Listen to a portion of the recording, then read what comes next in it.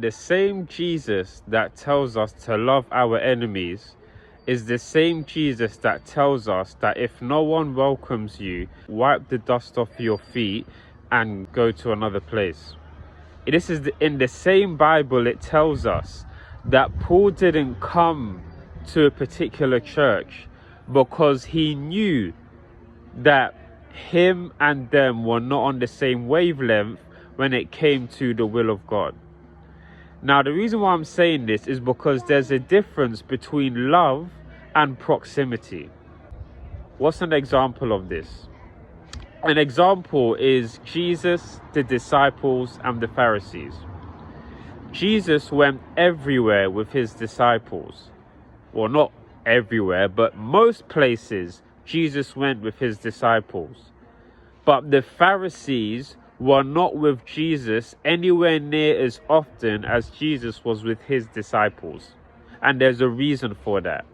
The Pharisees couldn't be with Jesus because they did not comprehend or understand the mission, the agenda, the will of God that Jesus Christ was setting out to achieve.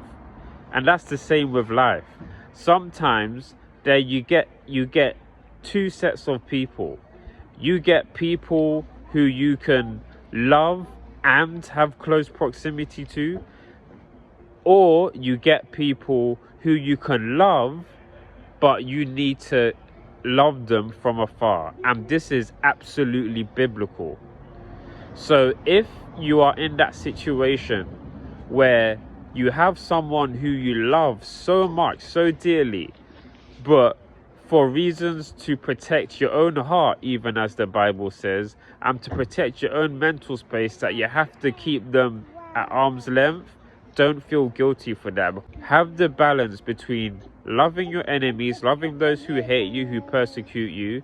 But remember, just because you love them, which we have an obligation to do, by the way, it doesn't necessarily mean that you need to be in close proximity to them, because this is illustrated in how the way Jesus walked himself and also in the teachings that is in the Bible.